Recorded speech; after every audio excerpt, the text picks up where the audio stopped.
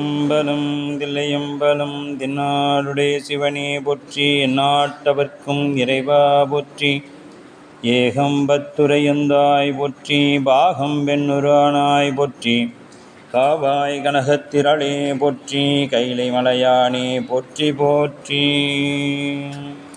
பூழியர்கோன் வெப்பொழித்த புகழியர்கோன் கடல் போற்றி, ஆழிமிசை கல்மிதப்பில் அணைந்த பிரான் அடி போற்றி. வாழி திருநாவலூர் வன்தொண்டர் வதம் போற்றி, ஊழிமணி திருவாத ஊரர் திருத்தாள் போற்றி போற்றி. ஈராண்டில் சிவஞானம் பெற்றுயர்ந்த மெய்கண்டார் நினைத்தால் போற்றி, நாராண்ட பல்லடியாறு கருள் புரிந்தருளுந்தி நற்றால் போற்றி.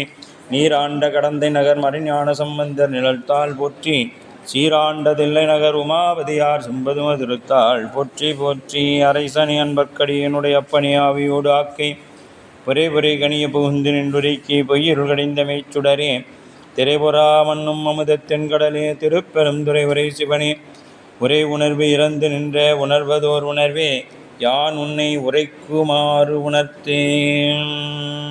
எங்கனன் கையிலே காக்கும் அகம்படி தொழுமை உண்டு, நம் குரு மரபிற்கெல்லாம் முதற்குருநாதனாகி, பங்கயம் துளவும் நாரும் பேத்திர படை பொறுத்த செங்கயம் பெருமான் நந்தி சீரடி கமலம் போற்றி.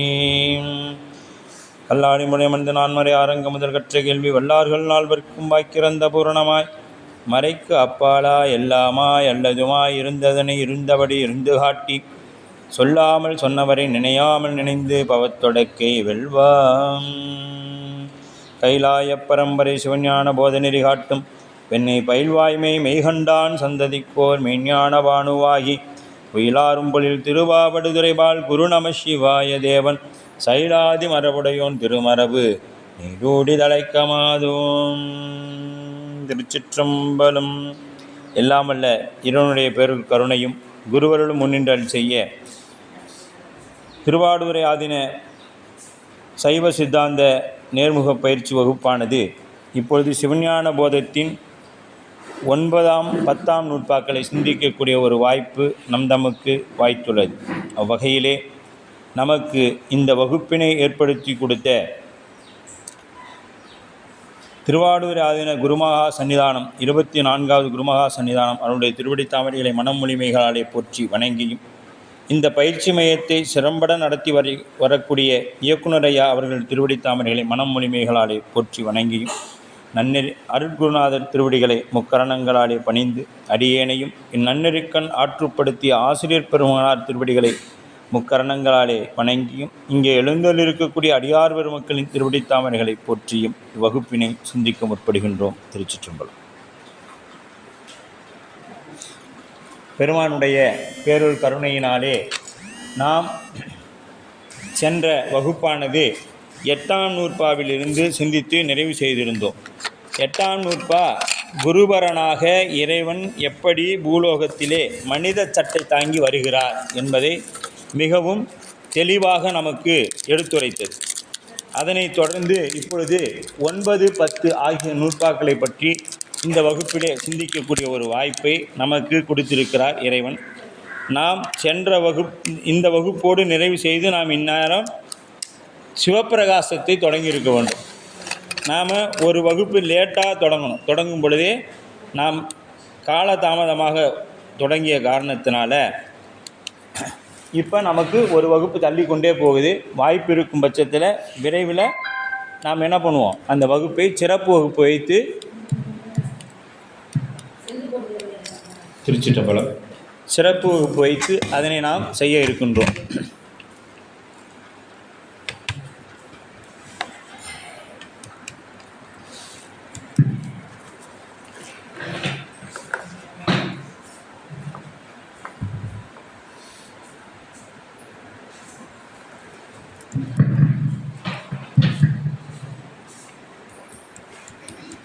திருச்சிற்றம்பலம்.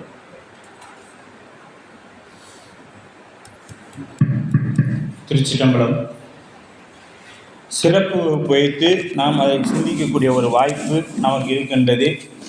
அதனைத் தொடர்ந்து இப்பொழுது 9ஆம் நூற்பாவை இருந்து நாம் சிந்திக்க இருக்கின்றோம். 9ஆம் நூற்பா இறைவன் நமக்கு எப்படி அருள் செய்கின்றான் என்பதை மேலும் விளக்கமாக நமக்கு சொல்ல வருகின்றார் ஆசிரியர். அவ்வகையிலே முந்தைய நூற்பாவின் இறுதியில் அருளை சேர்ந்தல், அதாவது குருநாதர் வந்தாவே நமக்கு என்ன வந்துடுது, மலம் நீக்கம் பெற்று அருள் கிடைக்க ஆரம்பிச்சிருது. சேர்ந்ததினால் இரு நிலைகளை குறிப்பிடலாம். அருட்கண் அப்படின்னு சொல்லுவாங்க. சிவம் ஞாயிறு போன்றது, அருள் ஞாயிறின் ஒளி போன்றது. இப்போ சிவம்ங்கிறது நேரடியாக நம்ம அனுபவிக்க முடியுமானா முடியாது. இப்போ சூரியனை நேரடியாக நம்மளால் பார்க்க இயலுமா, இயலாது. ஆனால் சூரியன் இருக்கிறாங்கிறது எப்படி தெரிஞ்சுக்கிறோம், இந்த ஒளிக்கதிரை கொண்டு நாம் தெரிஞ்சுக்கிறோம்.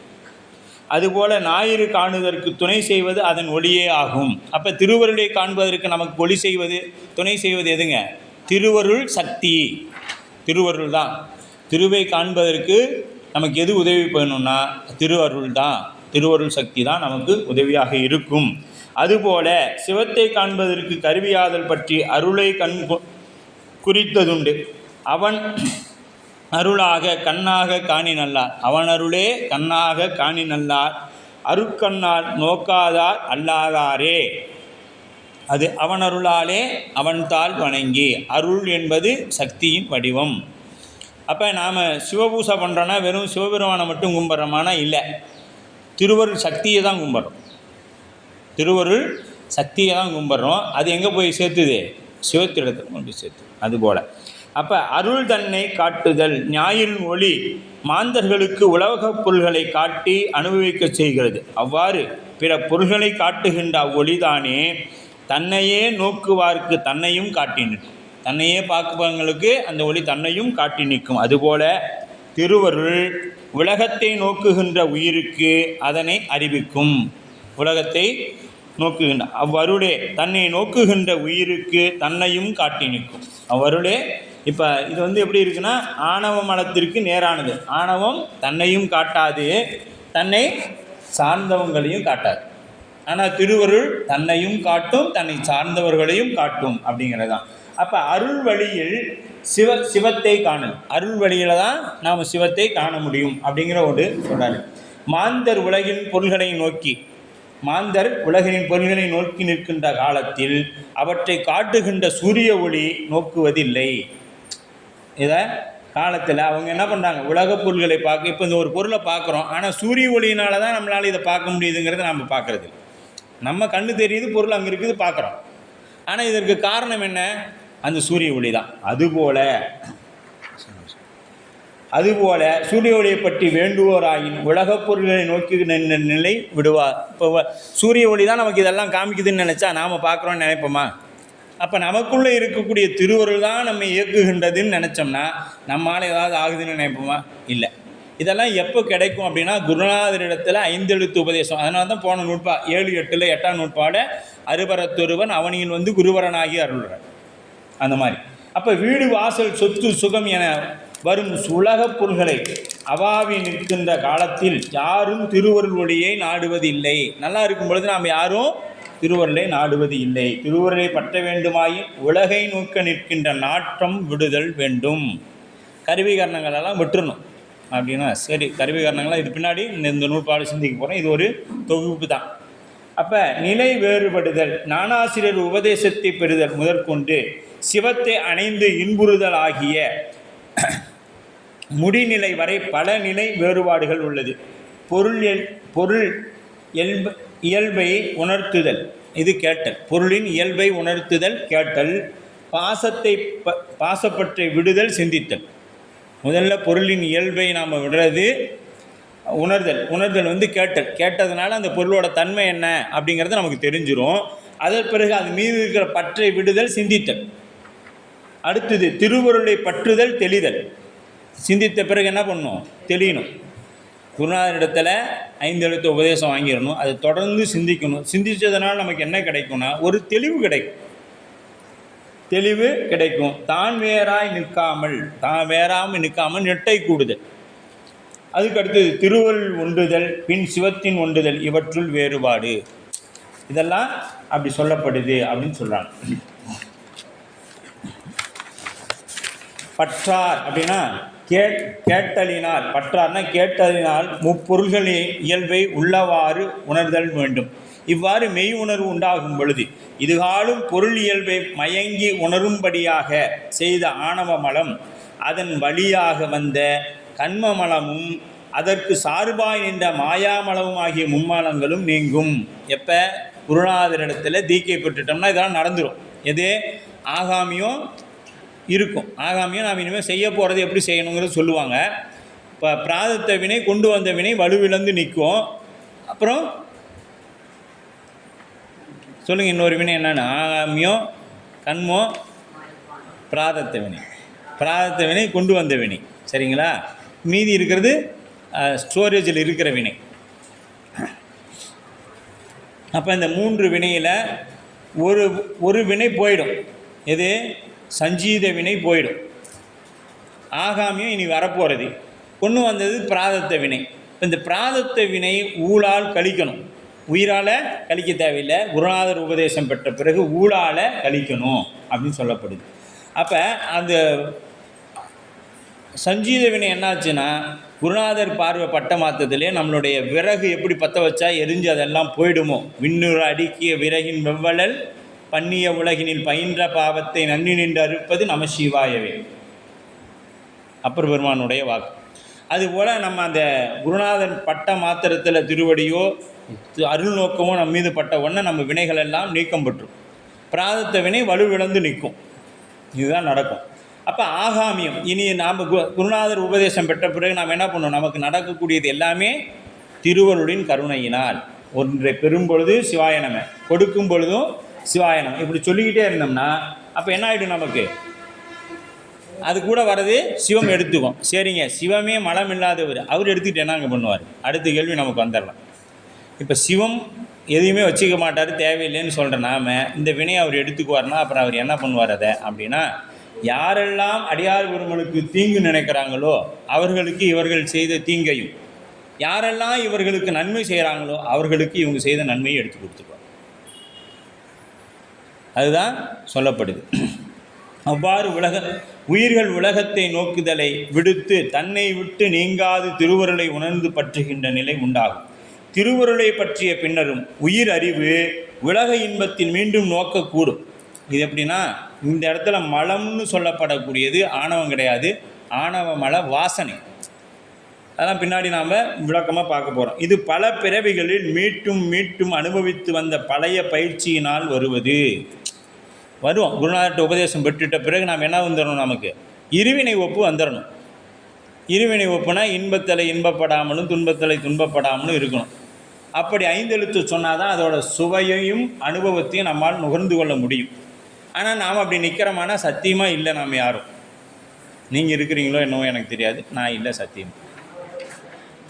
ஏன்னு கேட்டோம்னா, நம்மளை யாராவது சொன்னோம்னா வீட்லேயும் சரி வெளியிலையும் சொல்லி நம்மளை ஒருத்தர் சொன்ன உடனே நமக்கு கோபம் வரக்கூடாது.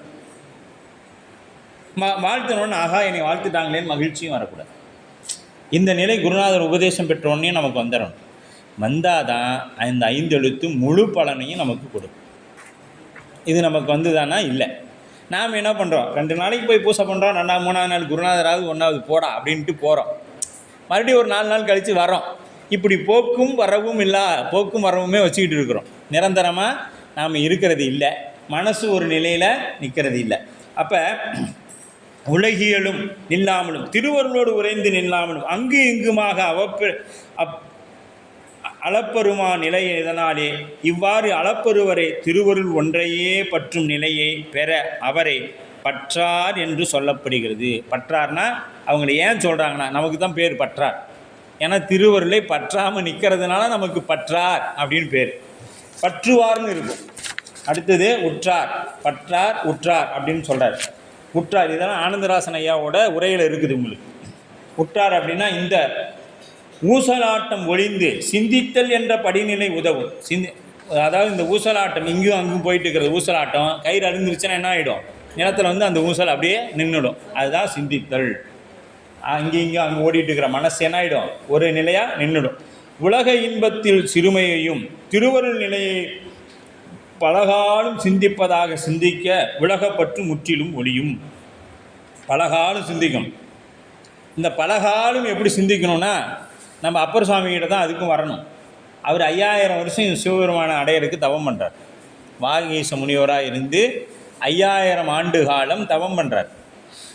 அதன் பிறகு தான் மருள் நீக்கியாராக திருவதாரம் பண்ணி அங்கே சமணத்துக்கு போய் பிறகு திருநாவுக்கரசராக நமக்கு சமயாச்சாரியாராக வரார். அது வரைக்கும் அவர் ஒரு சிறு பிள்ளைக்காக தவம் பண்ணுறார். அது மாதிரி யான் திருவருளை முழுமையாக நிற்கும் நிலை உண்டாகும். எப்போ இந்த நிலையான சிந்தித்தல் வந்த பிறகு தான் திருவருள் தான் எல்லான்னு நிற்கிற ஒரு நிலை வரும். அது வந்த பின்னாடி என்ன ஆகுனா, யான் எனது அற்ற நிலை திருவருளின் அடங்கி நிற்றலே இதுவே தெளிந்தல் என்றபடி நிலையாகும். தெளிதல்னா என்ன? யான் எனது, இது என்னுடையது, இது என்னது இப்படிங்கிற நிலை எப்போ வரக்கூடாது? திருவருளை பற்றி நின்னோம்னா நமக்கு வாராது அப்படின்னு சொல்லப்படுது. அப்போ பெற்றார், அப்போ பற்றார், உற்றார், பெற்றார். பெற்றார்னா அதன் மேல் அத்திருவருள் வழியாக சிவத்தை கண்டு அந்த சிவத்தின் இன்பத்தை தம்முடையதாக பெற்று அதனுள் அழுந்தி நிற்றலாகிய முடிநிலையை பயனை வாய்க்கும். இது நிட்டை கூடல் என்று மேம்பட்ட நிலையாகும். எதே நிட்டை கூடுதல்? சிவம்தான் அப்படின்னு நிற்கிறது நிட்டை கூடுதல். இந்நிலையில் சென்றோரை பெற்றார் என்று சொல்ல குறிப்பிடுகிறது.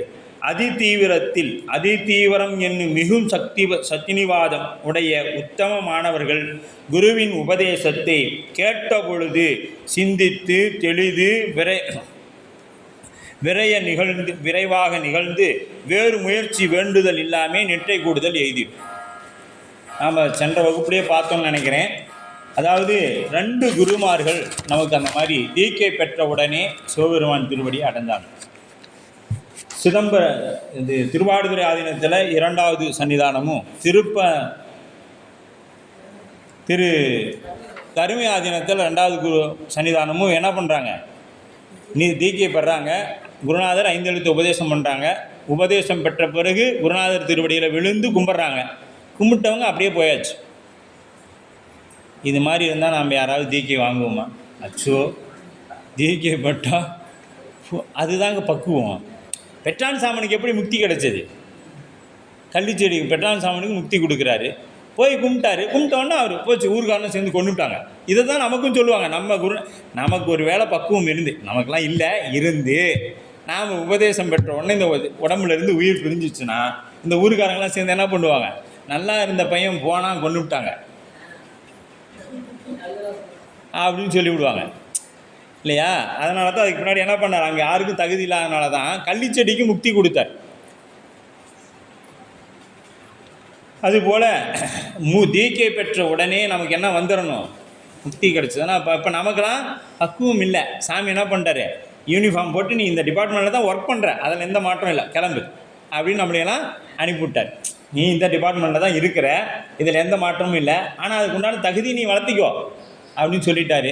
நாமளும் முயற்சி பண்ணிகிட்டே இருக்கிறோம், அதுக்கு உண்டான தகுதியை வளர்த்திக்கவும் முடிய மாட்டேங்குது.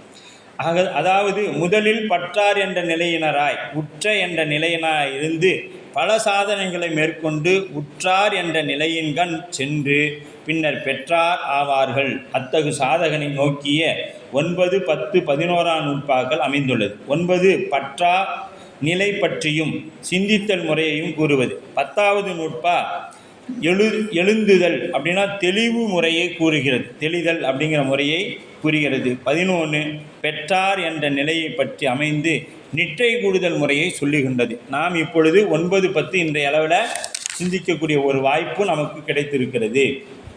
அப்போ ஊனக்கண் பாருங்கள், 9ஆம் நூற்பாவில்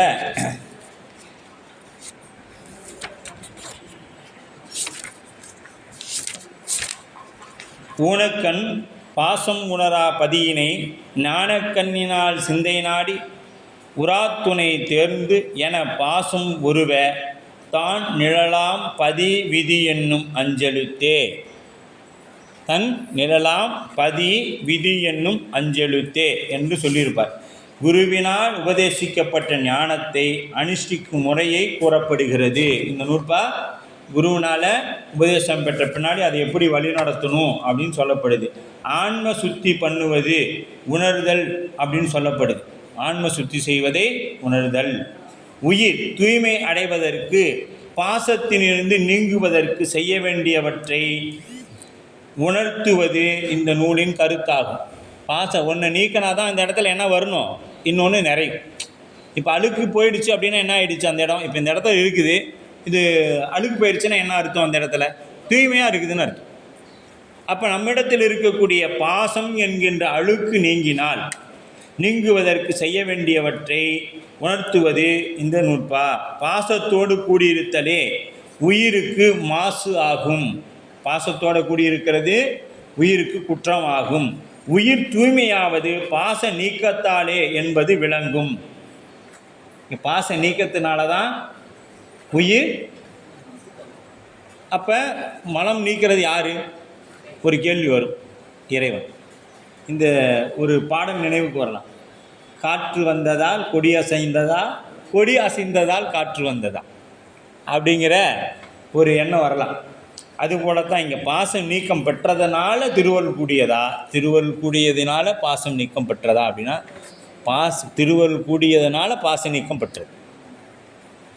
காற்று இல்லாமல் கொடி சந்திரனில் போய் நெட்டு வச்சுட்டு வந்துடுவோம், ஆடுமா? ஆடாது. அப்போ காற்று வந்ததுனால அந்த கொடி அசைந்தது. அதுபோல் இங்கே நமக்கு திருவருள் கைகூடியதனால நம்முடைய பாசம் நீக்கம் பெற்றது. பாசத்தினால் இருந்து நீங்குவது என்பது பாசப்பொருளை தன்னில் வேறாக காணுதலே ஆகும். பாசத்திலிருந்து இப்போ நீங்குறோம் அப்படின்னா உடனே எல்லாத்தையும் விட்டுட்டு போயிடறா, போய் காட்டில் உட்காந்துக்கலாமா அப்படின்னா அது இல்லை. இங்கே வாழும் பொழுதே, நாம் இந்த உலகத்தில் வாழும் பொழுதே எதன் மீதும் பற்று இல்லாமல் வாழ்றதுக்கு பேர் தான் பாசம் நீக்கம். எதன் மீதும் பற்று இல்லாமல் வாழ்றதுக்கு பேர் தான் பாசம் நீக்கும். அப்போ நமக்கு பற்று இருந்ததுன்னா பாசம் நம்ம இடத்துல இருக்கிறதாக சொல்லப்படும். அப்போ கருத்துரை பற்றி எழும் வினா.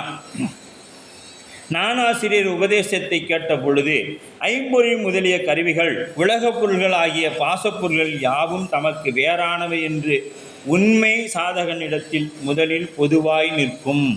இது உண்மையாக சாதகம் பண்ணுறவங்க இடத்துல பொதுவாக நிற்கும். அப்புறம் இது 8ஆம் நூற்பாவில் கூறப்பட்டது. பின்னர் உபதேசத்தை பல வகையால் சிந்திக்கும் பொழுது உண்மை ஐயம் நீங்கும். இப்போ குருநாதர் இடத்துல 5 எழுத்து உபதேசம் பெற்றுட்டோம்னா என்ன பண்ணணும்? புராண வகுப்பு கேட்கணும், சித்தாந்தம் கேட்கணும். கேட்க கேட்க என்ன பண்ணணும்னா அறிவு ஒரு தெளிவு பெறும். வகுப்புக்கு போகிறது ஒரு முறை, கேட்குறதுங்கிறது ஒன்று, கேட்ட பிறகு சிந்தித்தல்ங்கிறது ஒன்று. நான் வகுப்புக்கு போயிட்டு தாங்க இருக்கிறேன், எல்லா வகுப்புக்கும் போகலாம். ஆனால் என்ன பண்ணணும்? கேட்கணும். காதை இங்கே வைக்கணும், உயிரை இங்கே கொண்டு வந்து நிறுத்தணும். இங்கே நிறுத்திட்டு காதுக்கு உடம்பு எல்லாம் இங்கே தான் இருக்கும், ஆனால் சிந்தனை வேறு எங்கேயோ இருந்துச்சுன்னா அது பிரயோஜனம் இல்லை அப்படின்னு. அப்போ பின்னர் உபதேசத்தை பல வகையில் சிந்திக்கும் பொழுது உண்மை ஐயம் நீங்கும். இதுவே இந்நூற்பாவில் கூறப்படுகிறது. பின் உபதேசத்தை தெளிதும் பொழுது உண்மை விளக்கமாய் நிகழ்வது 10ஆம் நூற்பாவில் கூறப்படுகிறது. அதை தெரியுது. எனவே பாகங்கள் தன்னில் வேறானவை என்பதை தெரிய கண்டு நீக்குதலாகிய ஆன்ம சுத்தியின் முடிநிலை அடுத்து வரும் 10ஆம் நூற்பாவில் உள்ளது என விளங்கும். அவ்வறிவிக்க அதனை அந்நூற்பாவின் கருத்தாக கூறாது இந்நூற்பாவின் கருத்தாக கூறியது ஏன் எனின் வினா என்றால் அதற்கான விடை காண்போம். ஏன் இதை அடுத்த நூற்பாவது ஏன் இந்த நூற்பாவை வச்சு சொல்கிறீங்க, அதிலே பேசிக்கலாமே அப்படின்னு கேட்டிங்களா? ஆன்ம சுத்தி திருவருள் காட்சியோடு இசைவுடையது. ஆன்ம சுத்தி என்பது திருவருள் காட்சியோடு இசைவுடையது. ஒளி வருதலும் இருள் விடுதலும் ஒரு காலத்தில் நிகழக்கூடியது. ஒளி வருதலும் இருள் விலகுதலும் ஒரே காலத்தில் நிகழக்கூடியது. திருவருள் காட்சி நிகழும் பொழுது ஆன்ம சக்தியும் உடன் நிகழ்வதாகும். உடன் நிகழ்தலை பாசம் ஒருவ தன்னிலாம்பதி என இவ்வெண்பாவின் நூற்பாவில் கூறப்படுகிறது என்று சொல்லப்படுது. அடுத்து இவ்வுடனான நிகழ்வை உணர்ந்த கருதிய ஆசிரியர் திருவருளை தரிசிக்கும் முறையை கூறுகிறது. திருவருளை எப்படி தரிசிக்கணும் அப்படின்னு கூறுறாரு. ஆன்ம சுத்தி பண்ணுமாறு உணர்த்துவது என கருத்துரை. ஆன்ம சுத்தி ஆகிய நீக்கமே ஆதலின் ஆன்ம சுத்தி முற்று பெற உதவிய 10ஆம் நூற்பாவின் கருத்தை கூறும் பொழுது இந்நூற்பா பாச நீக்கம் உணர்த்துவது என குறிப்பிடுகிறார். இந்த நூற்பா என்ன பண்ணுது? நம்மளுடைய பாசங்களை நீக்குகின்றது. 9-10 நூற்பாக்கள் ஒரு பொருளையே இரு பகுதிகளாக கூறப்படுகிறது. இந்த 9-10 நூற்பா ஒரு பகுதியே இரு பிரிவுகளாக கூறப்படுகிறது. நூற்பாவின் பொருள். இப்போ நாம் நூற்பாவுடைய பொருளுக்கு நேரடியாக வரோம். பசு எது? ஊனக்கண் பாசம் உணரா பதியை அப்படின்ட்டு. பசு பாச ஞானத்தால் உணரப்படாதவன். பசு பாச ஞானத்தால் உணரப்படாதவன். அப்போ எதனால் உணரப்படும்? பதிஞானத்தால் உணரக்கூடியது. அவனது அறிவாகிய பதிஞானம் ஒன்றே கண்ணாக கொண்டு சாதகன் தனது அறிவினுள்ளே ஆராய்ந்து உணர்கிறான். இப்போ பாச ஞானங்களை கொண்டு இறைவனை உணர முடியுமானா கட்டாயமாக முடியாது. அப்போ இறைவனை உணரணும்னா பதிஞானம் என்று வேணும். இந்த பதிஞானம்னா என்ன? திருவருள். அப்பதிஞானத்தை எவ்வாறு பெறுவது எனின், மாயையினுள் காரியங்களாகிய பாசப்பொருள்கள் அனைத்தையும் நிலையில்லாதவை போல தோன்றினாலும் மிக விரைவில் காணல் நீர் போல நில்லாது. நிலையானவை போல் தோன்றினாலும் இவெல்லாம் எப்படிங்க? காணல் நீர் போல். பேய்த்தேர் போன நூற்பாலை பார்த்தோம். பேய்த்தேர் அப்படின்னா காணல் நீர். இப்போ தூரத்தில் பார்ப்போம், ஒரு பாலைவனத்தில் போயிட்டு இருப்போம். அந்த பாலைவனத்தில் போனோம்னா தூரத்தில் பார்த்தா ஏதோ குளத்தில் தண்ணி இருக்கிற மாதிரி தெரியும். வேக வேகமாக போவோம், அங்கே போய் பார்த்தா தண்ணி இருக்காது. இப்படியே போய் கொண்டே இருப்போம். அப்படித்தான் நாம் இந்த உலக வாழ்க்கையில் ஒவ்வொன்று இதில் திருப்தி எதிலையாவது நாம் ஒரு சந்தோஷப்பட்டுக்கிறோமா, திருப்தி அடைஞ்சிருக்கிறோமானா இல்லை. எதெல்லாம் போனாலும் கடைசியில் ஒரு பிரச்சனை, அதனால் தொந்தரவு. நான் எனக்கு இனிப்பு பிடிக்கும் சாப்பிட்றேன், அவ்வளோதான், சுகர் வந்துடுச்சு போச்சு. காரம் பிடிக்கும் சாப்பிட்றேன், ப்ரெஷர் வந்துடுச்சு போச்சு. இப்போ எதையா ஒன்று சாப்பிட்டு எதையா ஒன்று வாங்கிறதுக்கு கிடைச்சதை சாப்பிட்டு, ஒரு கிராமத்தில் பழமொழி சொல்லுவாங்க, வெந்ததை தின்னுவிட்டு ஆமாம் விதி வந்தால் போக வேண்டியதான் அப்படின்னு சொல்லிடுவாங்க. அதுபோல் நமக்கு கிடைக்கிறத எதுமேலும் எனக்கு இது இருந்தால் தான் சாப்பிடுவேன். இன்றைக்கி மத்தியானம் சாப்பாடு போடுறாங்க, அன்னம்பாளி பண்ணும் பொழுது எனக்கு கேசரி, வடை, பாயாசம், சாப்பாடு, சாம்பார் இருந்தால் சாப்பிட்றேன், இல்லைன்னா நான் கடையில் போய் சாப்பிட்டுக்கிறேன் அப்படின்னு சொன்னோமா அது பற்று. பரவாயில்ல, ஏதோ இன்றைக்கி சாமி இதாவது கொடுத்துருக்கிறாரே அப்படின்னு சொல்லி திருவள்ளுவரை நினச்சி உண்பது பற்று இல்லாமல். இவ்வளோதான். ஒன்றும் பெரிய பற்று விடுறதுனா போய் காட்டில் போய் தவம் பண்ணுறதுனா இல்லை. எனக்கு இதுதான் அப்படின்னு நிற்காமல் கிடைப்பதை வைத்து அனுபவிப்பது தான் பற்று இல்லாமல். அப்பதிஞானத்தை நீர் போல நில்லாது நீங்கி போவன என்று உண்மையை சிந்தித்து உணர்து. இது காணல் நீர் போல இதெல்லாம் நம்ம விட்டு போயிடும். எது? இந்த உடம்பு, கருவிகரணம், நம்முடைய சொத்து, இதெல்லாம் என்ன ஆகிடுங்க? காணல் நீர் போல. பார்ப்பதற்கு இப்போ நம்ம கூட இருக்கிற மாதிரி தெரியும். காணல் நீர் போல இதெல்லாம் அதுதான். காற்றுள்ள பொழுதே தூத்திக்கொள்ளணும். இருக்கும் பொழுது, இந்த உடம்பு நன்றாக இருக்கும் பொழுதே நாம் யாருக்காவது 4 பேருக்கு நல்லது பண்ணிடணும். பசித்தார் முகம் பார்த்து உணவு கொடுக்கணும். இல்லாத குழந்தைகள் பார்த்து இது கல்வி செல்வத்தை கொடுக்கணும். இதெல்லாம் நாம் இருக்கும் பொழுதே செஞ்சிடணும். பின்னாடி நாம் போய் அடுத்தவங்களை செய்யும் சொல்லிட்டு நாம் செய்யாமட்டோம்னா அது ஒன்றும் ஆறாது. அவற்றின் மீது பற்று செய்யார் விட்டொழிதல். அப்பொழுது அந்த பதிஞானமாகிய திருவருள் பிறவியாகிய கோடை வெயிலை தணிக்கின்ற குளிர் நிழல் போல நமக்கு இருக்கும். அந்த இப்படி பற்றை விட்டுட்டோம்னா எப்படின்னா, கோடையில் வெயில் அடிக்குது. இப்போ இந்த 2-3 மாதமாக எப்படி இருந்துச்சு, தாங்கவே முடியலைங்க. வயதானவங்க நிறைய பேர் திருச்சிற்றம்பலம் அப்படின்னு ஆகிட்டாங்க. ஏன்னா அந்த வெயிலின் தாக்கம் அவ்வளவு அதிகமாக இருந்தது. ஆனால் இன்றைக்கி நமக்கு பாருங்கள் எவ்வளோ குளிர்ச்சியாக இருக்குது. இப்போ போய் வெயிலில் ஒரு 1/2 மணி நேரம் சுற்றிட்டு வந்த உடனே ஒரு மரத்து நிழல் கிடைக்குது. ஒரு 1/2 மணி நேரம் நம்ம வெயிலில் நடக்கிறோம். நல்லா உச்சி வேலை 12 மணி வெயில் நடக்கிறோம். அப்படியே சோர்ந்து போயிட்டோம். அங்கே தூரத்தில் ஒரு மலர் தெரியுது. எவ்வளோ வேகமாக நடப்போம் அந்த மரத்துக்கு போகிறதுக்கு. போய் நின்னோன்னா அப்பா ஒரு பெரும் மூச்சு விடும். அந்த நிழலை விட்டு போவோமா மீண்டும் அந்த வெயிலுக்குன்னா போக மாட்டோம்.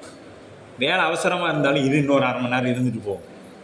அங்கே போனால் யார் அந்த வெயிலில் சிரமப்படுறது? அப்படி அதுபோல திருவடி நிழலை பெற்ற பிறகு ஆன்மாவானது என்ன பண்ணாது? அங்கிருந்து அந்த சுகத்தை அனுபவித்து கொண்டிருக்குமே ஒழிய அங்கிருந்து போகாது. பதிஞானத்தால் முதல் பொருளாகிய சிவத்தை தனது அறிவுள்ளே காணலாம். பழகி வந்தபடியாதலால் பாசப்பொருள்களை நோக்கினே அப்படியே பழகி வந்ததுனால என்ன ஆகிடும்? பாசப்பொருள்கள் ஏன்னா இது கொஞ்ச காலம் இல்லைங்க, பல காலமாக இந்த பாசப்பொருள்களோடையே இது பிணிச்சு நிற்குது. எது? ஆன்மா. இப்போ தான் கொஞ்சம் தெளிவு பெற்று நம்ம தமிழ்நாட்டில் பிறந்து சைவ நூல்கள் எல்லாம் படித்து அச்சோ இதெல்லாம் நமக்கு இருந்தால் பெரும் தொந்தரவே அப்படின்னு சொல்லி வருது. வந்த பிறகு என்ன பண்ணோம்? மறுபடியும் சரி பையன் கொஞ்சம் படிக்கிற வரைக்கும் அப்படியே நான் சிவபூஜை எடுக்கலை. சில பேர் சொல்லுவாங்க, ஏங்க சிவபூஜை எடுக்கலை? இல்லைங்க பையன்லாம் படிக்கிறான், இப்போல்லாம் அதெல்லாம் எடுத்து பண்ண முடியாதுங்க. அதனால் கொஞ்சம் பையன் ஏதோ படித்து கல்யாணம் பண்ணிக்கிட்டானா சிவபூஜை. அது வரைக்கும் நம்ம இருப்போமா? அது வரைக்கும் நாம் இருப்போமான்னு நினைக்கணும்ல. இந்த உடம்புல உயிர் இருக்குமான்னு பார்க்கணும். அப்போ பழகி வந்தபடி அதனால் பாசப்பொருள்களை நோக்கி நேரிடலாம். அந்நிலையில் திருவருள் காட்சி நீங்காது நிலை பெறுதல் பொருட்டு திரு ஐந்தெழுத்து அதற்கேற்றவாறு முறையாக வைத்து கணிக்க வேண்டும். குருநாதர் சொன்ன பிறகு சில பேர் குருநாதர்கிட்ட உபதேசம் பெறும் பொழுது என்ன சொன்னார்னு தெரியல. உனக்கு என்ன சொன்னார் வந்து கேட்பாங்க, உனக்கு என்ன சொன்னார்? ஏன்னா அங்கே போனால் என்னன்னு அவங்க மெதுவாக தான் சொல்லுவாங்க ஐந்தெழுத்தை குருநாதர். அப்போ நம்ம காது எங்கே இருக்கணும், அவங்க என்ன சொல்கிறாங்கங்கிறது கேட்கணும். இவங்க நம்மளை 10 பேர் பார்க்குறானா, அவன் இப்போ குருநாதர் ஃபோட்டோ எடுக்கிறானா, நம்ம தீக்கை பெறத ஃபோட்டோ எடுக்கிறானான்னு பார்த்துக்கிட்டு குருநாதர் சொன்ன மந்திரத்தை விட்டுவிட்டோம். மந்திரத்தை விட்டுட்டு இங்கே வந்து உனக்கு என்ன மந்திரம் சொன்னாங்க, அப்படியா, நான் சரி அது எனக்கு அதான் சொல்லியிருப்பாங்க, நான் அதையும் சொல்லிக்கிறேன். இப்போ உங்களுக்கும் எனக்கும் காய்ச்சல், ஒரு டாக்டர்கிட்ட போகிறோம், எனக்கு பேராசிட்டமால் தராங்க, உங்களுக்கு டோலோசிக் ஷீட்டு தராங்க, கூட ஒரு மாத்திரை தராங்க. அது சாப்பிட்டா தான் உங்களுக்கு சரியாகும். எனக்கு பேராசிட்டமால் சாப்பிட்டா சரியாக போயிடும். ஆனால் நான் சாப்பிட்ற மாத்திரையை நீங்கள் சாப்பிட்டுட்டு நல்லா எப்படி நல்லாகும்? அப்போ குருநாதர் உபதேசம் செய்யும் பொழுது அந்த 5 எழுத்தை நாம் என்ன பண்ணியிருக்கணும், சரியாக கேட்டிருக்கணும். கேட்டது மட்டும் இல்லாமல் என்ன பண்ணணும், கணித்தல்ங்கிறது என்ன பார்த்தீங்கன்னா அப்படியே உள்ளத்தில் நிறுத்தி அப்படியே மெதுவாக சொல்லணும். 108 முறை சொல்ல சொன்னாங்க. சும்மா ஒரே நிமிஷம்தான் சொல்லி முடித்தான். சிவாயனம் சிவாயனம் சிவாயனம், அவ்வளோதான் முடிஞ்சு. சாமி 108 உருட்டிட்டேன், ஏன்னா அதுக்குள்ளேயே முடிச்சிட்டியா. சிவாயனம் சிவாயனம் சிவாயனம், அப்படி மெதுவாக அப்படி நம்ம இப்போ எப்படி வேகமாக ஓடிட்டு இருக்கிறோமோ அதே மாதிரியே மணியை தள்ளுறது. அவ்வளோதான். 108 மணி முடிஞ்சிங்க, அவ்வளோதான். ஒரு நாளைக்கு காலையில் 108, சாயங்காலம் 108 சொல்ல சொன்னீங்க, அவ்வளோதான், சொல்லிவிட்டோம் அப்படின்னு சொல்லிவிடுறாங்க. அப்படி சொல்லக்கூடாது. எவ்வளவு பொறுமையாக நம்மளால் சொல்ல முடியுமோ அவ்வளோ நிதானமாக பொறுமையாக அனுபவித்து சொல்லணும். சீனா சிவம், வானா திருவருள், இதெல்லாம் உண்மை விளக்க நூலில் இருக்குது. அப்போ அந்த சிவாயனம்னா அந்த அப்படியே அந்த நிற்கணும். நடராஜர் திருமேனி நம்ம கண் முன்னாடி நிற்கணும். அந்த வானா தூக்கி திருவடினா அப்படிங்கிறதெல்லாம் அங்கே நின்னாதான் நமக்கு என்ன ஆகும், 5 எழுத்தோட முழு அனுபவத்தையும் நம்மால் பெற முடியும், அனுபவிக்கணும்.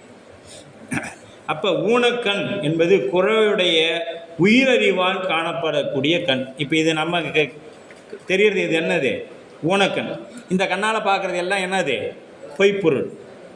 இந்த கண்ணால் பார்க்குற எல்லாமே பொய்ப்பொருள். ஏன்னா மெய்ப்பொருளால் பார்த்தோமா அந்த பொருள் அழியாத பொருள், பொய்ப்பொருளால் பார்த்தா அந்த பொருள் எல்லாமே அழியக்கூடிய பொருள். பொய்யா பார்க்குற அத்தனையுமே அழியக்கூடிய பொய்யா. அப்போ பாசம் அப்படின்னா பாசமாகிய கருவிகளால் உண்டாகும் அறிவு. அப்போ பாச ஞானத்தாலும் உணராய் பதியை பாருங்கள் கொண்டு கூட்டி இருக்கிறார். முதல்ல பாருங்கள், ஊனக்கண் உணரா, அப்படி ஊனக்கண் பாசம் உணரா பதியை ஞானக்கண்ணில் சிந்தை நாடி பாசம் உணர துணை தேர்ந்து என ஒரு பதி தன் நிழலாம் அஞ்செழுத்து விதி என்னும் அப்படின்ட்டார்.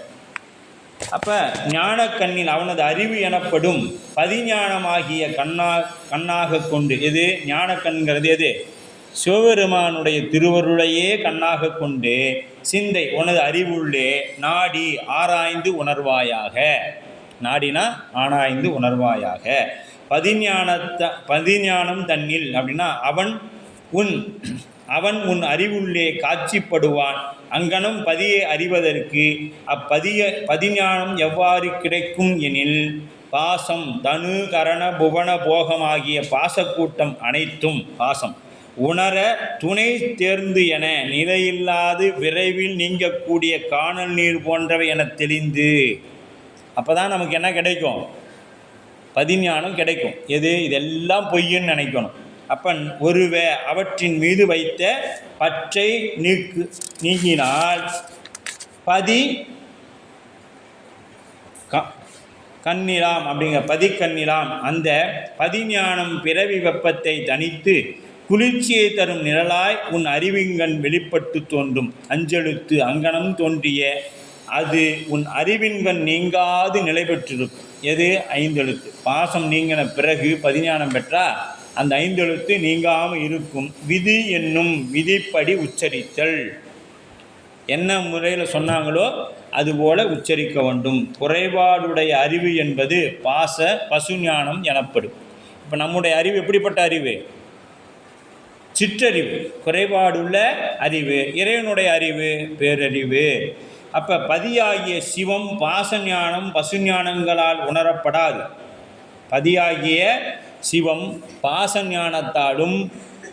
பசு ஞானத்தாலும் உணரப்படாது எனவும் பதிஞானம் ஒன்றாலே உணரப்படும் எனவும் 6ஆம் நூற்பாவில் நாம் சிந்தித்தோம். 6ஆம் நூற்பாவில் பார்த்தோம். அப்போ உராத்தேர் அப்படின்பார். உராத்தேர் அப்படின்னா காணல் நீர் காணல் நீருக்கு பேய்த்தேர் என்ற ஒரு பெயரும் உண்டு. அது பற்றிய காணலை உராத்தேர் என்றார் ஆசிரியர். துணை என்பது விரைவு, துணை என்பது இங்கே விரைவு. காணல் நீர் விரைவில் மறைவதனால், விரைவில் மறைவதால் அப்படின்னா துணை தேர் என்றார். துணை தேர்னா காணல் நீர் விரைவில் மறைகிறதுனால அதற்கு துணை தேர் அப்படின்ட்டார். மற்றைய தேர்கள் எல்லாம் பாகம் செலுத்த அரசன் முதலியோர் ஊர்ந்து செல்லக்கூடியவை.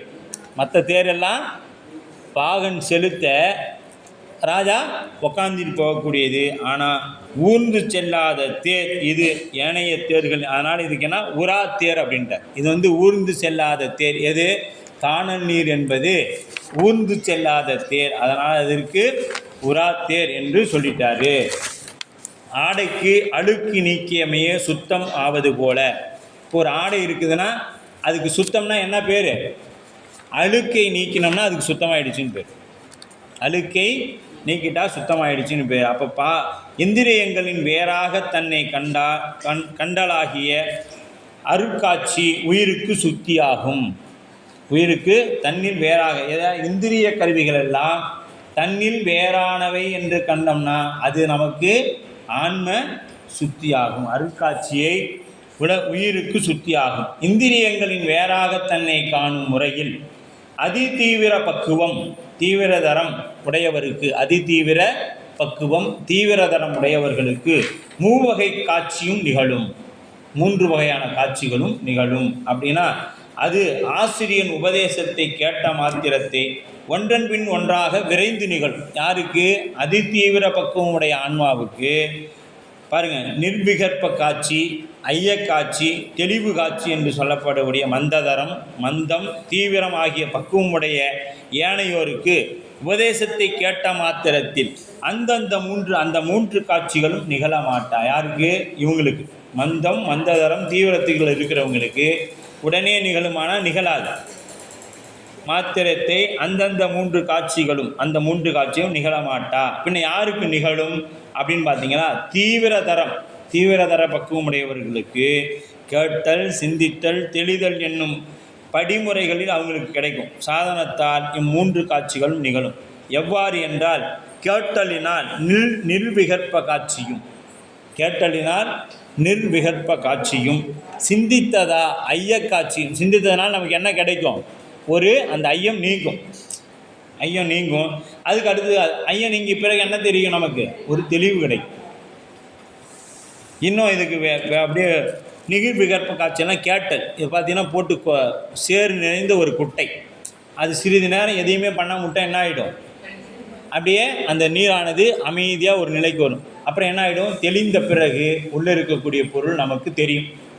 அந்த குட்டையில் உள்ளரை எங்கே கல் இருக்குது, எந்தெந்த இடத்துல நண்டு ஓடுது, எங்கே எத்தனை மீன் இருக்குது, இதெல்லாம் நமக்கு தெரியும். எப்போ தெரியும்? தெளிந்த பிறகு தான். அந்த ஐயம் நீங்கணும். அதுபோல் நமக்கு என்ன ஆகுதுங்க? நம்மிடத்துல இந்த 3 நிகழ்வும் நிகழும் அப்படின்னு சொல்லப்படுது. அப்போ தீவிரதர பக்குவமுடையவருக்கு 8ஆம் நூற்பாவில் கூறியதே போதும். இப்போ தீவிரதர பக்குவம் இருக்கிறவங்களுக்கு 8ஆம் நூற்பா போதும். தீவிர தர பக்குவம் உடையவருக்கு 8ஆம் நூற்பாவில் கூறுமாறு சிவரூபத்தில் நிகழும் ஆன்ம தரிசனம் 8ஆம் நூற்பாவில் சிவரூபத்தில் நிகழும் ஆன்ம தரிசனம் அப்படின்னு சொல்லுது. இந்த நூற்பா சிவ தரிசனமும் நிகழும் ஆன்ம சுத்தியும் உறுதியாக வேண்டப்படுவதனால், எனவே பழைய வாசனையால் சிவத்தின் இடத்து கருவிகளின் இடத்தும் நிலை பெறாமல் அலைபவர். இப்போ தீக்கை பெற்ற பிறகு சிவபெருமான இடத்துலையும் இல்லை, உலக பொருளும் இல்லை. உலக பொருளுக்கு போனால் பையன் பார்க்கணும், படிக்கணும், பொண்ணை படிக்க வைக்கணும், பொண்ணுக்கு திருமணம் பண்ணணும்னு இருக்குது. சிவத்தை விட்டுனா நமக்கு பிறகு வந்துருமேனு இங்கே ஓடுறோம், இங்கேயும் ஓடுறோம், இங்கேயும் ஓடுறோம். இப்படி அலைந்து கொண்டே இருக்கிறோம். நாம் அந்த வாசனை இதுக்கு பேர் என்னன்னா, மலத்துக்கு பேர் ஆணவம் கிடையாது, ஆணவ மலை வாசனை. இதை பின்னாடி பார்க்கணும். எப்படிங்க வாசனை வரும் அப்படின்னு கேட்டோம்னா, காளி பெருங்காயம் டப்பா, ஒரு டப்பாவில் பெருங்காயம் வாங்கிட்டு வந்துட்டு அந்த டப்பா ஒரு வருஷம் வச்சுருங்க மூடி, எதுவுமே அதில் பெருங்காயமே வேண்டாம், எல்லாம் எடுத்து பயன்படுத்திடலாம். ஒரு வருஷத்துக்கு அந்த டப்பா ஒரு பக்கமாக வச்சுருங்க. ஒரு வருஷம் கழித்து எடுத்து அந்த டப்பாவை திறந்தீங்கன்னா என்ன வரும்? பெருங்காய வாசம் வரும்.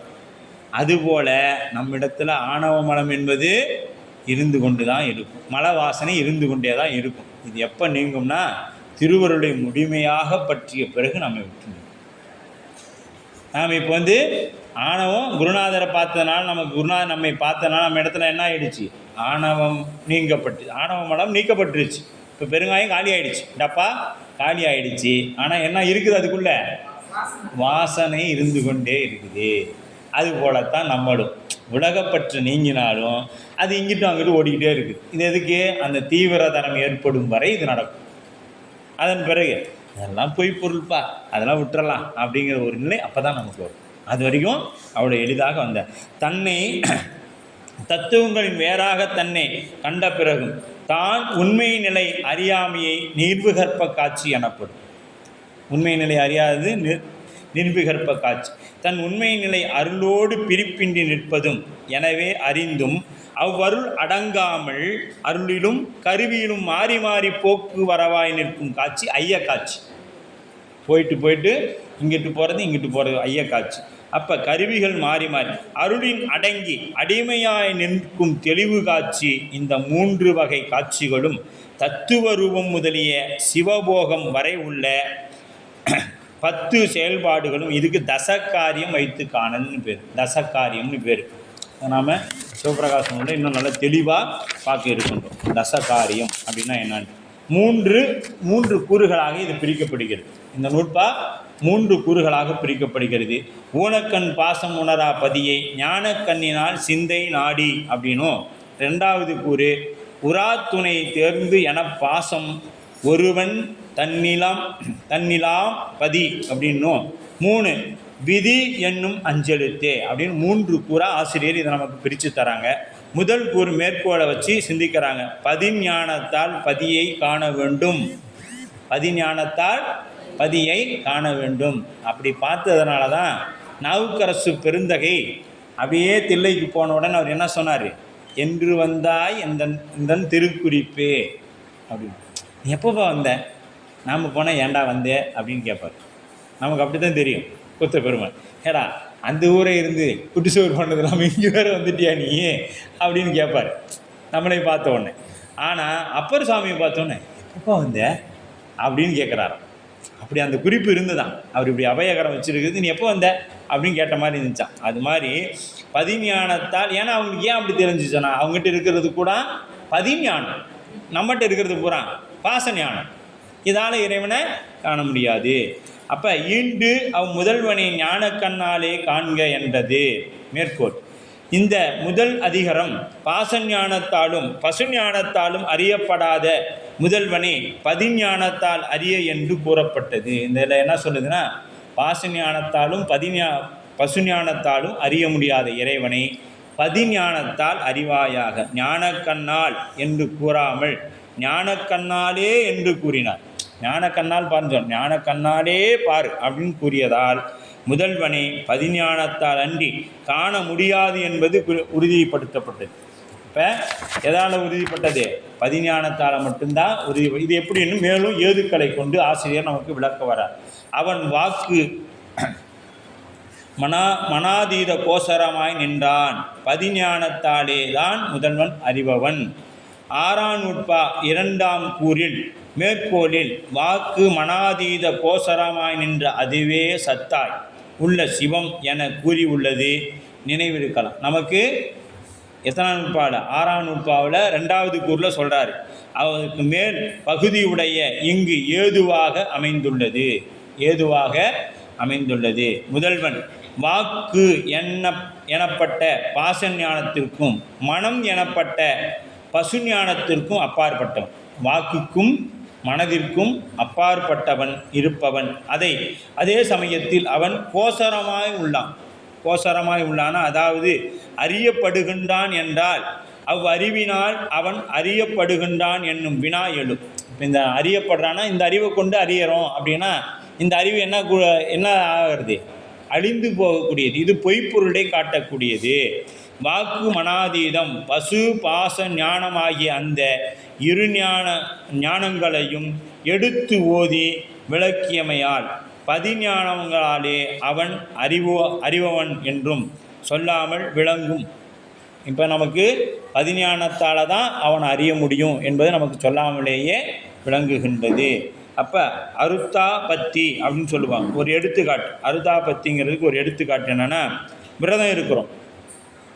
விரதங்கள் உண்ணாவிரதம் வாரம் அப்படியே இருக்கிறோம். ஒரு வாரம் கழித்து மெலிந்துக்கணும். இப்போ ஒரு வாரமாக நம்ம ஒரு கோரிக்கைக்காக ஒரு உண்ணாவிரதம் இருக்கிறோம். எப்படி உண்ணாவிரதம் இருக்கிறோன்னா, இன்றைக்கி நம்ம அரசியல்வாதிகள் இருப்பது போல் இருக்கிறோம். எப்படி நாம் தொடர் உண்ணாவிரதம் இருக்கிறோம். உண்ணாவிரதம் இருந்தால் 3 நாள் என் உடம்பு என்ன இருக்கணும், மெலிஞ்சிருக்கணும். இப்போ 7 நாள் நாம் என்ன உபவாசம் இருக்கிறோம். எதுக்கு? சஷ்டி விரதம் இருக்கிறோம். 7 நாள் இருக்கிறோம். 7 நாள் இருக்கிறோங்கிற பேரில் என்ன பண்ணுறோம், சாயங்காலம் ஒரு செவ்வாழைப்பழம் பால், காலையில் பால் ஒரு டம்ளர், இல்லைன்னா இளநீர், இதெல்லாம் 7 நாள் குடிச்சுப்புறோம். குடிச்சுட்டு நாம் என்ன சொல்கிறோம், உண்ணா நோன்பு இருக்கிறோன்னு சொல்லிவிட்றோம். இதுக்கு பேர் தான் என்ன பக்தி? அருத்தா பக்தின்னு பேர். அருத்தா பக்தி அப்படின்னு. இது எப்படின்னா, ஒரு எடுத்துக்காட்டு, உண்ணா நோன்பு இருக்கிறவனுக்கு உடம்பு மெலியணும். இவன் என்ன பண்ணான்னா, யாரும் பார்க்காத நேரத்தில் போய் சாப்பிட்டு வந்துடுறான். உண்ணா நோன்பு இருக்கு.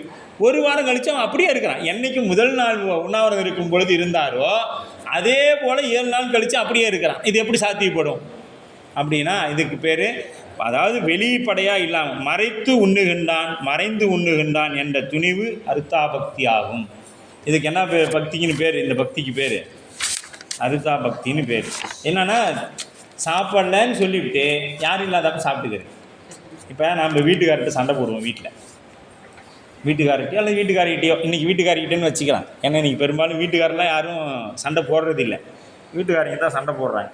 அப்படி சண்டை போடும் பொழுது அந்த அம்மா என்ன பண்ணுது, சமைச்சிட்டியா? சமைச்சிட்டேன். நீ சாப்பிட்லையா? நான் இல்லை சாப்பிடல. இவர் அந்த அம்மா போன வீட்டு தனியாக செஞ்சு சாப்பிட்றது. அந்த அம்மா வந்து பார்த்தா காலையில் வச்சு போனது அப்படியே இருக்குது. என்னடா சாப்பிட்லையாட்டிங்க பாவம் நம்ம வீட்டுக்காரர், நம்ம சண்டை போட்டதுனால தான் சாப்பிடு. ஒரு நாள் பார்க்குது, 2 நாள் பார்க்குது, சாப்பிடவே இல்லை. அப்போ நம்ம சண்டை போட்டதுனால தான் நம்ம வீட்டுக்காரர் சாப்பிடல போல அப்படின்னு இவர் நினச்சிக்கிட்டு, ஆனால் அப்படியே தானே இருக்கிறாரு. அப்படின்னா இவர் அந்த அம்மா போன பின்னாடி தனியாக செஞ்சு சாப்பிட்றாரு. அதுபோல் நாம் என்ன பண்ணுறோன்னா, இருப்பதை 2 ஞானங்களாக நாமளும் அப்படி தான் இருக்கிறோம். எப்படி? இறைவனது அறிவாகிய பதிஞானம் ஒன்று, இறைவனுடைய அறிவாகிய பதிஞானம், உயிரின் அறிவாகிய ஆன்ம ஞானம். இந்த உயிருக்கு இருக்கக்கூடிய ஞானம் எது? ஆன்ம ஞானம். ஆன்ம ஞானமே பாசமாகிய கருவிகளின் வழியாக விளங்கும் பொழுது பாச ஞானம் எனப்படுகிறது. அதுதான் எது? ஆன்ம ஞானம் பாசங்களின் வழியாக கருவிகளை செயல்படுத்தும் பொழுது அது என்ன சொல்லுது? பாச ஞானம் எனப்படும். கருவிகள் நீக்கி தனது வியாபகத்தன்மையை உணர்ந்து சொருகும் பொழுது பசு ஞானமே என்பது தெளிவாகும். இப்போ நம்மளை இயக்கிறது என்ன ஆகும்? இப்போ நாம் இந்த பொருளை பார்க்குறோன்னா சூரியனால் தான் நாம் இந்த பொருளை பார்க்குறோம் அப்படிங்கிறது ஒரு தெளிவு வந்த பிறகு நமக்கு இது நிகழும். அதுக்கு பேர் என்னென்னா பதிஞானம் என்று பெயர். அதற்கு ஆயினும் அவன் அறியப்படுவானாக உள்ளான். உதாரணம், அந்த உண்ணா நோன்பு நான் செய்யலைன்னு சொல்லிவிட்டு நாம் செய்கிறது. நான் எனக்கு பற்றே இல்லைங்க. சில பேர் சொல்லுவாங்க, அப்படியா, ஆஹா அப்படியா அப்படின்னு ஆகிடும். நமக்கு வருவாங்க, என்ன சொல்லுவாங்க, நான் வந்து இது மேலே பற்று இல்லை, அது மேலே பற்று, எனக்கு சிவம் ஒன்றியே போதுங்க அப்படின்னு இதெல்லாம் சொல்லுவாங்க. அப்புறம் பார்த்தீங்கன்னா அந்த பக்கம் போயிட்டு ஃபோன் எடுத்துகிட்டு போய், எப்போ அதை பார்த்தியா, அந்த தேங்காய் அனுப்பி விட்றேன், அது கேட்டியா, அவன் பணம் கொடுத்துட்டானா, இதெல்லாம் கேட்டு மறுபடியும் வந்துடும். எனக்கு எது மேலேயும் பற்று இல்லைங்க. இதற்கு பேர் எப்படி இருக்குதுங்க? இப்போ நான் ஆசிரியராக சாமி வச்சுக்கிறாங்க, உங்கள்கிட்ட சொல்கிறது, எந்த பொருள் மீதும் பற்று வைக்காதீங்க, அடுத்த வகுப்பு கூட்டும்போது எனக்கு ஒரு 5000 ரூபா எல்லோரும் சேர்ந்து கொடுங்க, அப்போ தான் நான் வருவேன். 5000 ரூபா கொடுத்தீங்களா தான் நான் வகுப்புக்கு வருவேன். ஏன்னா உங்களுக்கு நான் வந்து இவ்வளோ நேரம் உட்காந்து சொல்கிறேன், நீங்கள் காசே கொடுக்க மாட்டேங்கிறீங்க, 1000 ரூபா 2000 ரூபான்னு தரீங்க அப்படின்னா அது கூட தரதில்லைங்க, யாருன்னு நினச்சிக்காதீங்க. 1000 2000 தர்றாங்க, அது ஒரு 5000 ரூபா கொடுத்தா தான் வருவேன்னு சொல்கிறதுக்கு இப்போ நான் அதை பற்றி பேச தேவையில்லையே. பொருள் பற்றை விடுங்க, உலகப்பற்றை விடுங்கன்னு இதை பேசக்கூடாது. இதற்கு பேர் தான் அருத்தா பக்தின்னு பேர். அப்போ துணிதல் போடுது, உண்ணா நோன்பு போல இதுவும் துணிதல் போல. இறைவன் ஆன்ம ஞானத்தால் அறியப்பட்டான் ஆயினும் அறியப்படுவானாய் உள்ளான் என்பதை கொண்டு அவன் வேறு வகையில் பதிஞானத்தால் அறியப்படுவான்.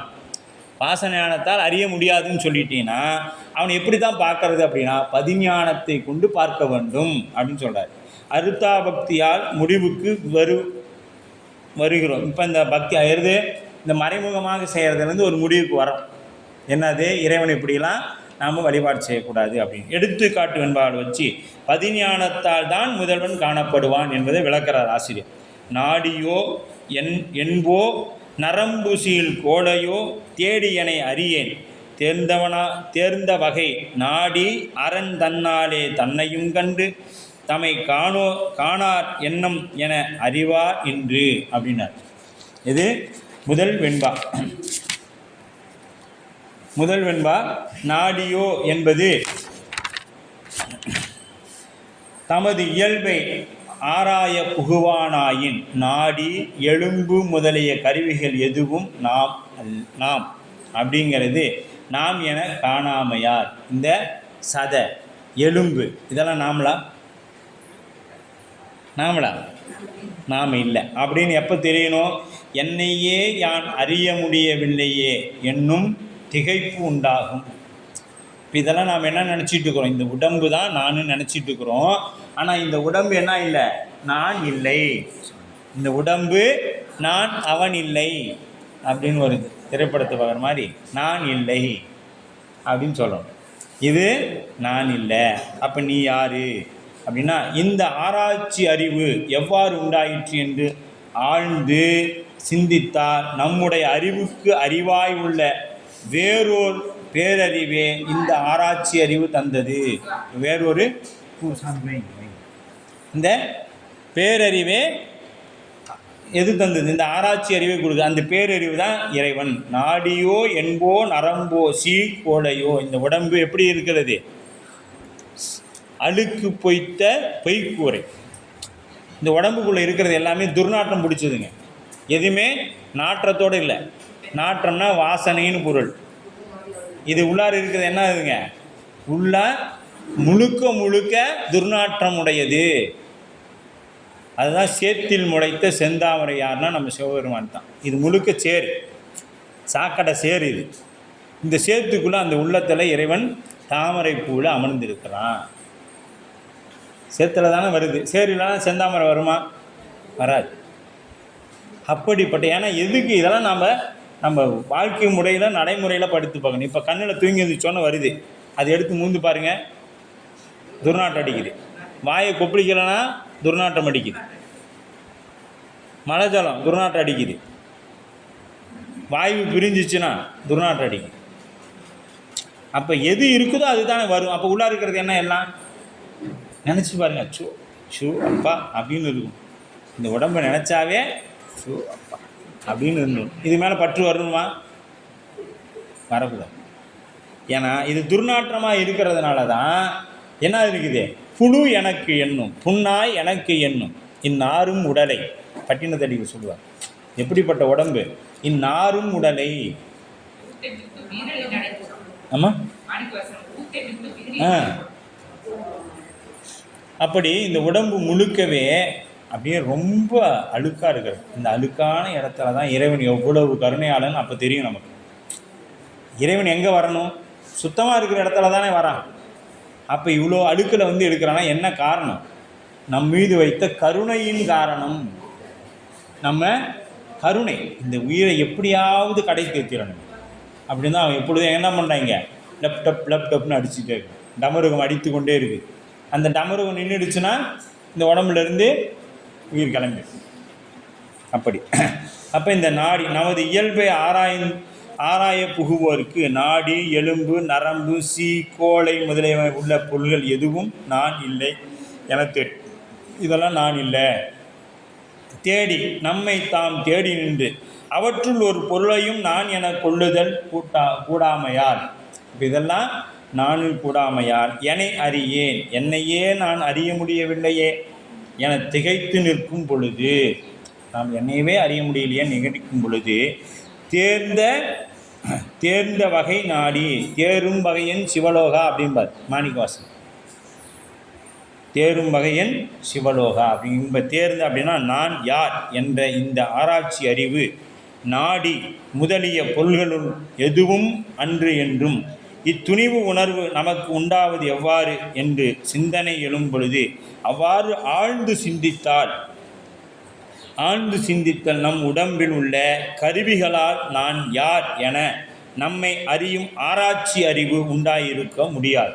இந்த கருவி கரணங்களால் ஆராய்ச்சி அறிவு வந்திருக்குமானா இல்லை. இந்த ஆராய்ச்சி அறிவை தந்தது வேறொரு பேரறிவாகும். இந்த ஆராய்ச்சி அறிவை நமக்கு தந்தது வேறொரு பேரறிவாகும். அதுவே நம் அறிவுக்கு அறிவாய் உள்ளே நின்று இத்தகைய சிந்தனை உண்டாக்கி இருக்கவன். அந்த அறிவு தான் நமக்கு உயிருக்கு உயிராக நின்று இத்தகைய அறிவை உண்டாக்கியிருக்க வேண்டும் என்பது புலனாகும். அப்பேரறிவு முதல்வன் ஆகிய பதிஞானமாகும் என்று இந்த முறையில் பதிஞானத்தை உணர்ந்தால் அரண் தன்னாலே அப்படின்னா அந்த பதிஞானத்தினாலே, அரண் தன்னாலேனா பதிஞானத்தினாலே தன்னையும் கண்டு முன்னர் பதியாகிய இறைவனை கண்டு தமை காணார் பின்னர் இப்பகுதியில் அடங்கியுள்ள தம்மையும் காண்பார். அம்முறையினை தம்மையும் காணாதவர் இன்று நாம் என்று என அறிவார். பாருங்க, இன்று நாம் என அறிவார். தனது உண்மை இயல்பை வேறு எங்கேனும் உணர்தல் இயலும். நம்முடைய உண்மை அறிவை வேறு எங்கேயும் இயலும் அப்படின்னு சொல்வார். அதாவது ரெண்டாவது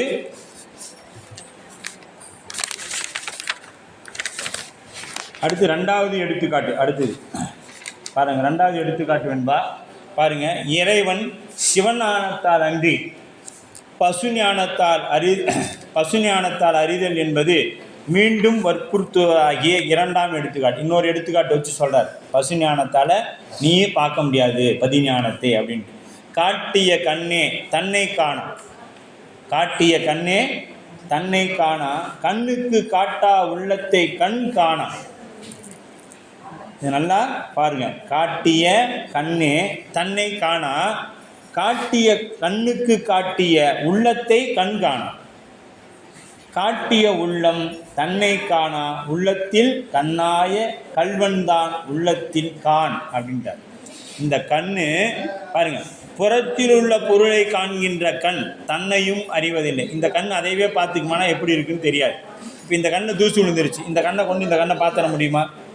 முடியாது. இல்லை, அதே தூசு விழுந்துருச்சு, அதே கண்ணிலேயே நம்ம பார்த்து எல்லா உலகப் பொருள் அத்தனையும் காமிக்குதே, தன்னை காமிக்க முடியுதா? காமிக்க முடியாது. அப்போ தன்னையும் செலுத்தி நிற்கும் உயிரையும் அறிவதில்லை. அதுக்கடுத்து நமக்குள்ளே இருந்து செலுத்துகின்ற உயிரை பற்றியாவது இந்த கண் அறிஞ்சிக்குதானா? அதுவும் இல்லை. அப்போ தன்னையும் காண்பதில்லை, அதையும் அதாவது காட்டிய கண்ணையும் தன்னை காணா. அது தன்னையும் தெரிஞ்சிக்கல, தனக்கு காட்டாக உள்ளத்தையும் காணா. உள்ளத்தையும் அப்போ உயிரையும் காணதில்லை. தன்னை காணா பிற பொருளை காட்டுமே அன்றி தன்னையும் காண மாட்டாது. கண்ணுக்கு காட்டுமாய கண்ணாகிய தனக்கு உருவத்தை காண்பித்து நிற்பதாகிய உள்ளம்னா இந்த இடத்துல என்ன சொல்லுது? உயிரையும் கண் காண, அந்த கண் காண மாட்டாது. இந்த உயிரையாச்சும் போய் பார்க்குதானா? அதையும் பார்க்காது. அதுபோல காட்டிய உள்ளத்து இறைவனால் அறிவிக்கப்பட்டு அரிதாகிய உயிரும் தன்னையும் காணா. அப்படின்னா பிற பொருள்களை அறியுமே அன்றி தன்னை அறிய மாட்டாது. தமக்கு அறிவித்து நிற்கும் இறைவனையும் அறிய மாட்டாது. இந்த உயிர் தன்னையும் அறிந்து கொள்ளாது, தன்னை இயக்குகின்ற இறைவனையும் அறிந்து கொள்ளாது. தான் இறைவன் அப்படின்னா தான்னா இறைவன். உள்ளத்தின்னா இந்த இடத்துல உயிரானது அப்படின்னு குறித்து வச்சு, உள்ளத்தின்னா உயிரானது. கண் அறிவின் கண்ணுங்கிறது அறிவின் கண் அப்படின்னு. ஆய அப்படின்னா மறைந்து நிற்பவனாகிய ஆய. கல்வன் அப்படின்னா ஆகையால் கல்வன் அப்படின்னு சொல்லு. உள்ளத்தில் உன் அறிவினுள்ளே, உன் அறிவினுள்ளே உள்ளத்தின் கண் அவனது அறிவாலே காண்பாயாக, அவனுடைய அறிவாலே காண்பாயாக என்று சொல்வார். கல்வன் அப்படின்னா தோன்றாது நிற்றல் பற்றி இறைவனை கல்வன் என்றார். அதன் அர்த்தம் என்ன சொன்னார்? என் உள்ளங்கவர் கல்வன். திருஞான சம்பந்த பெருந்தகை சொல்கிறாங்க. கல்வன் அப்படின்னா புறத்தே தேடி காண்பதற்கு அவன் கல்வனாய் மறைந்து நிற்பான். நீ புறத்தை தேடணுன்னா அவன் உள்ளத்தில் மறைந்துக்கிட்டு நமக்கு கல்வனாக நிற்பான். ஆயின் அகத்தே சிவஞானத்தால் காண வல்லவனுக்கு அவன் கள்ளம் நீக்கி வெளிப்பட்டு நிற்பான். கள்ளம் நீக்கி வெளிப்பட்டு நிற்பான். அப்போ இறைவன் எங்கே இருக்கிறான்? ஒவ்வொருவருடைய உள்ளத்திலும் உள்ளத்தாமரையிலும் இறைவன் இருக்கின்றான். பதியை அறிவதற்கு பதிஞானம் ஒன்றே சாதனமாகும். பதியை அறிவதற்கு பதிஞானம் ஒன்றே நமக்கு என்னவாகும்? சாதனமாகும். சாதனம்னா என்ன? தொடர்ந்து செய்யக்கூடிய ஒரு பயிற்சிக்கு பெயர் சாதனம். தொடர்ந்து ஒரு செயலை செய்து கொண்டே வந்தோமா என்ன ஆகிடும்? அது சாதனமாக நிற்கும் என்பது. இப்போ இரண்டாம்